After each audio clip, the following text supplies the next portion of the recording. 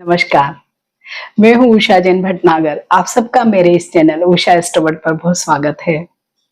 3 अक्टूबर 2025 ज्योतिषी दृष्टि से बेहद खास रहा, क्योंकि इस दिन शनि देव ने फिर से अपना वक्री गोचर स्टार्ट किया है और अब वो गुरु के ही नक्षत्र पूर्वा भाद्रपद नक्षत्र में गोचर कर रहे हैं। और ये जो गोचर इनका जो वक्री गति से चलने वाला है, 109 दिनों तक चलने वाला है, मीन्स ऑलमोस्ट 4 महीने जितना ये समय रहने वाला है। 20 जनवरी 2026 तक शनिदेव उल्टी गति से ही इस नक्षत्र में गोचर करने वाले हैं। और जब भी शनिदेव या अन्य कोई ग्रह भी वक्री अवस्था में गोचर करता है, इट मीन्स जो पुराने भाव के जो भी उनके काम अधूरे रह गए हैं, बस उनको पूरा करने के लिए ही ये पीछे की ओर आते हैं या वक्री गति से चलते हैं।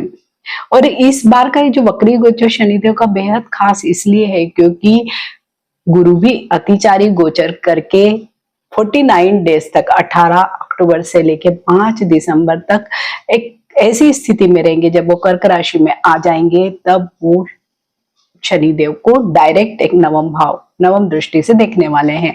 तो ये कॉम्बिनेशन बहुत ज्यादा अच्छा रहने वाला है। और ये जो पूर्वा भाद्रपद नक्षत्र में शनिदेव का गोचर ये 30 सालों के बाद हो रहा है। तो 28 नवंबर तक तो शनि पूर्वा भाद्रपद में पीछे की ओर जाते रहेंगे।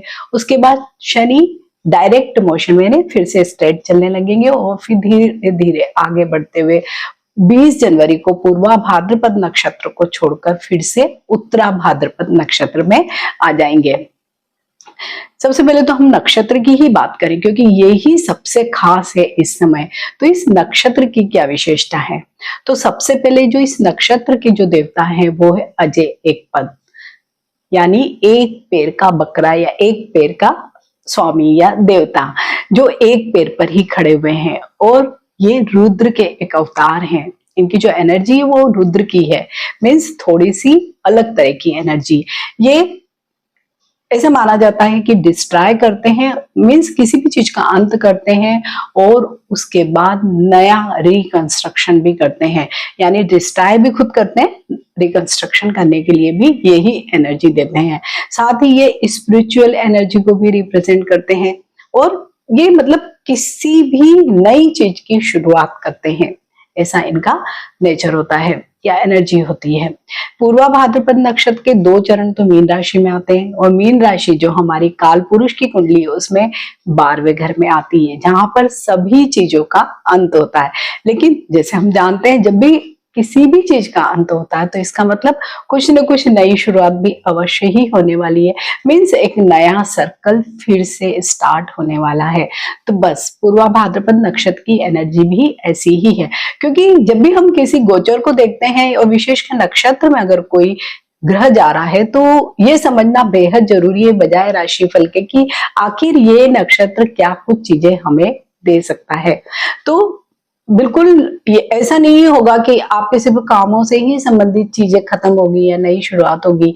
ये हर तरह की नई बिगनिंग का टाइम होगा, क्योंकि इसका जो सिंबल है इस नक्षत्र का एक डबल फेस्ड मैन भी है और एक डबल स्वॉर्ड भी है, यानी एक दुधारू तलवार भी है और एक 2 मुंह वाला आदमी भी है। तो जब भी दुधारू तलवार अगर हम देखते हैं तो एक जो उसका भागे बुराइयों को काटेगा, अंत करेगा, वहीं जो तलवार की दूसरी धार है वो नई ऊंचाइयों को, नई चीजों को भी ट्रांसफॉर्म करके आपकी लाइफ में ला सकती है।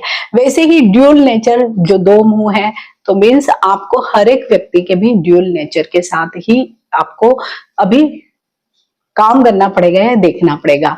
ऐसे भी काल पुरुष की कुंडली में 12वें घर को नक्षत्र में जब भी कोई गोचर आता है तो बहुत सारे चेंजेस वहां पर स्टार्ट होते हैं, क्योंकि उसके बाद ही नई बिगनिंग आपकी होगी। पूर्वा भाद्रपद क्योंकि 12वें भाव में किसी भी काल पुरुष की कुंडली में जब भी आता है तो, और वो भी शनि 11वें और 10वें घर के मालिक होकर बैठे हैं, तो ऐसे में आपको अपना जो नेटल चार्ट है वो भी इस समय जरूर देखना चाहिए कि आपके चार्ट में शनिदेव किस नक्षत्र में बैठे हैं। तो शनिदेव यहाँ पर आपके लिए बहुत कुछ चीजें नई करने वाले, नए सोर्सेस बनाने वाले हैं या पुरानी चीजों को रिन्यू करके आपके जीवन में फिर से लाने वाले हैं, क्योंकि ये जो नक्षत्र बहुत मिस्टीरियस नक्षत्र है। जो लोग ऑकल्ट में है, रिसर्च में है, स्पिरिचुअल वर्ल्ड में जाना चाहते हैं, उनके लिए तो ये बहुत ही बढ़िया समय है। खुद को ट्रांसफॉर्म करने के लिए ये नक्षत्र आने वाला है। और 12वां भाव यू भी क्या है, आइसोलेशन का, या 12वें भाव से हम मल्टीपल चीजें देखते हैं, खर्चों को देखते हैं, विदेश को देखते हैं, आइसोलेशन को देखते हैं, धर्म मोक्ष को देखते हैं, शयन सुख को देखते हैं, कारावास को भी देखते हैं। तो इतनी सारी जगहों पर जब शनिदेव बैठे हुए हैं तो क्या कुछ चीजें आपके जीवन में वो चेंज नहीं कर सकते हैं। तो एक थोड़ा सा ब्रीफ में मैंने आपको नक्षत्र के बारे में बताया है ताकि आपको ये समझ में आए और आप इससे रिकनेक्ट कर सके कि आपकी जो राशि है होगी जो भी, उसमें शनिदेव जब पूर्वा भाद्रपद नक्षत्र में पीछे की तरफ गोचर करेंगे और साथ में गुरु का भी साथ होगा, तो क्या आपके लिए फल होंगे और आपको क्या करना चाहिए। आपको इन सारे वीडियोस में जो राशिफल के मैं वीडियो आपसे शेयर करूंगी उसमें मैं आपसे मंत्र या कोई पूजा वाले रेमेडीज नहीं शेयर करने वाली हूँ, क्योंकि इस समय सबसे ज्यादा जरूरी है कि इस नक्षत्र की ऊर्जा को व्यावहारिक तौर पर प्रयोग में लाया जाए। तो आप देखेंगे सचमुच आपके जीवन में चेंज आ सकता है। तो सभी 12 राशियों के लिए मैं ये राशिफल आपसे शेयर कर रही हूँ और ये जो राशिफल होगा ये चंद्र राशि पर ही आधारित होगा, क्योंकि शनिदेव हमेशा चंद्रमा पर ही गोचर कर रहे हैं, गोचर करते हैं। तो हमारा जो राशिफल है वो भी हमें चंद्र राशि से ही देखना चाहिए। मेष राशि वाले सभी लोगों के लिए शनिदेव का ये वक्री गोचर पूर्वा भाद्रपद नक्षत्र में क्या कुछ फल लेकर आया है। तो मेष राशि वाले सभी लोगों के लिए तो अभी शनिदेव का गोचर 12वें भाव में हो रहा है, और जैसे कि 12वां भाव क्या है, विदेश का भाव है, आपके व्यय का भाव है, आपके शयन सुख का भाव है, आइसोलेशन का भी भाव है, ये कारावास का भी भाव है, आश्रम का भी भाव है। मीन्स मल्टीपल चीजों को हम 12वें भाव से देखते हैं। और यहाँ पर शनिदेव अभी उल्टे चलते हुए पूर्वा भाद्रपद नक्षत्र जो कि गुरु का नक्षत्र है, तो एक बहुत ही अच्छी स्थिति, और क्योंकि नक्षत्र की एनर्जी ऐसी है जो कुछ न कुछ ट्रांसफॉर्मेशन आपकी लाइफ में लेकर आने वाली है। वहीं पे मेष राशि की जो काल पुरुष की कुंडली है वहां पर शनिदेव को 10वां और 11वां नंबर मिला हुआ है। तो आप सभी मेष राशि वाले लोगों को इन दोनों भावों के भी फल अवश्य ही मिलेंगे, क्योंकि 11वां भाव क्या है, इनकम का भाव है, वहीं 10वां भाव है आपके कामकाज का भाव। तो कहां पर चेंज होगा, सबसे पहले तो आपके कामकाज की स्थिति में परिवर्तन होगा। जो भी पुरानी चीजें चल रही हैं डेफिनेटली उसमें कुछ न कुछ आप उन चीजों को छोड़ के कुछ नई चीजें करेंगे। सपोज आप कोई बिजनेस कर रहे हैं, बहुत अच्छा नहीं चल रहा है लेकिन फिर भी आप कर रहे हैं, लेकिन अब ये समय ऐसा आया है कि आप अपने आप सोचेंगे कि इसको मैं वाइंड अप करूं और कुछ नई शुरुआत करूं। बिल्कुल ऐसे ही रिश्तों में भी हो सकता है, क्योंकि 11वां भाव मित्रों के साथ रिश्तों को दिखाता है, या भाई बहनों, बड़े भाई बहनों के साथ रिश्तों को दिखाता है। तो हो सकता है कि आपके कई ऐसे फ्रेंड होंगे जो बहुत सालों से आपकी उनसे फ्रेंडशिप है, लेकिन अभी ये वाला ये जो समय है कि उनके साथ आपकी फ्रेंडशिप शायद और कम होती होती खत्म ही हो जाए, लेकिन नए मित्र आपके इस समय में डेफिनेटली बनेंगे और वो आपके आगे तक चलने वाले हैं।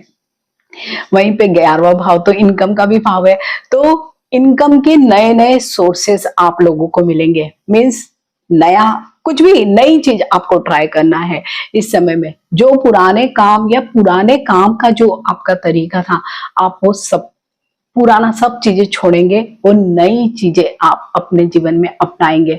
और जब भी हम कोई नई चीजें अपनाते हैं तो थोड़ा सा हमें इनिशियली कुछ प्रॉब्लम आता है, लेकिन आप सबके प्रॉब्लम को दूर करने के लिए यहाँ पे गुरु की जो एक दृष्टि है, बृहस्पति देव की दृष्टि, और विशेषकर जो शुरुआती जो दिन है, विशेषकर 5 दिसंबर तक 18 अक्टूबर को, क्योंकि गुरु भी अतिचारी गोचर करते हुए कर्क राशि में आ जाएंगे और कर्क राशि में वो उच्च का गोचर करने वाले हैं। तो उनकी जो नवम दृष्टि है वो 12वें भाव पर पड़ेगी, मीन्स शनिदेव पर स्वयं पड़ने वाली है। तो ऐसे में क्या होगा, शनिदेव पर जब इतनी अच्छी दृष्टि पड़ने वाली है गुरु की, और क्योंकि नक्षत्र भी गुरु का ही नक्षत्र है, तो डबल पॉजिटिवनेस जिसको हम कहते हैं, बिल्कुल यही समय मेष राशि वाले लोगों के लिए रहने वाला है। तो 12वां भाव विदेश का भाव है। तो सपोज आप पहले विदेश जाने का सोच रहे थे, कुछ कुछ भी कारण हो सकते हैं कि आपने बीच में उसको छोड़ दिया है, या पैसे का कोई इंतजाम नहीं हुआ है, या हमारा मन ही कई बार बदल जाता है, या सपोज आप जॉब में हैं, आपको पहले कोई अपॉर्चुनिटी मिलने वाली थी, नहीं मिली, लेकिन अब वो चीजें फिर से स्टार्ट हो सकती है। अगर आपका कोई विदेश से ही कोई भी बिजनेस करने का मन है, तो ये बिल्कुल नई शुरुआत के लिए बहुत अच्छा समय है। स्टूडेंट भी अगर पहले उन्होंने सोचा था कभी पढ़ने के जाने के लिए, नहीं कर पाए, लेकिन अब वो ये इस समय में, और विशेषकर गुरु के नक्षत्र के कारण, उन लोगों को यहाँ पर जरूर ट्राई करना चाहिए। तो ये पूरा जो समय रहेगा, हालांकि ये 4 महीने जितना समय है, लेकिन विशेष कर 5 दिसंबर तक का, जब गुरु की भी बहुत कृपा आप सब लोगों पर रहेगी, तो विदेश से संबंधित कार्यों को आपको जरूर निपटाना चाहिए। साथ ही इस समय में, जैसे कि 12वां भाव क्या है, आइसोलेशन का भी भाव है, तो हो सकता है ये आइसोलेशन आपका बहुत पॉजिटिव हो, क्योंकि पॉजिटिव एनर्जी रहेगी। तो आप अगर व्यक्तिगत जीवन में किसी परेशानी में है, तो आप आइसोलेटेड होकर कहाँ जाने वाले हैं? कोई धार्मिक स्थान पे, कोई आश्रम में, कोई स्पिरिचुअल जर्नी आपके स्टार्ट हो सकती है। तो यहाँ पे नेगेटिविटी कुछ भी नहीं होगी, इनफैक्ट आपकी ही पर्सनल लेवल पर ग्रोथ हो सकती है। तो 12वें भाव का ये जो शनि है, अभी आपको बिल्कुल भी बुरे रिजल्ट नहीं देगा, क्योंकि इतनी अच्छी एनर्जी है। प्लस पूर्वा भाद्रपद नक्षत्र की एनर्जी सचमुच बहुत अच्छी होती है कि वो पुरानी चीजों का अंत करेगा और नई चीजें आपके जीवन में लेकर आएगा। तो इस समय में आपको उपाय क्या करना चाहिए कि जो भी, अगर 12वां भाव क्या है, धर्म का भी है, चैरिटेबल चीजों का भी है, या कुछ स्पिरिचुअल जर्नी स्टार्ट करने का है, कुछ ऐसी चीजें सीखने का है, उनमें इन्वॉल्व होने का है, तो आपको उन सब चीजों में अभी इन्वॉल्व होना चाहिए। अगर आपके पास, क्योंकि इनकम भी आपके इस समय में डेफिनेटली कुछ न कुछ नए सोर्सेज बनेंगे और बढ़ेगी ही, तो आप सब लोगों को इनकम का एक कुछ हिस्सा चैरिटी में जरूर देना चाहिए। तो इस नक्षत्र की ऊर्जा आप लोगों के लिए और भी पॉजिटिव रिस्पॉन्स देने वाली बन जाएगी। तो मेष राशि वाले सभी लोगों को मेरी तरफ से बहुत शुभकामनाएं, क्योंकि ये गोचर सचमुच अच्छा रहने वाला है।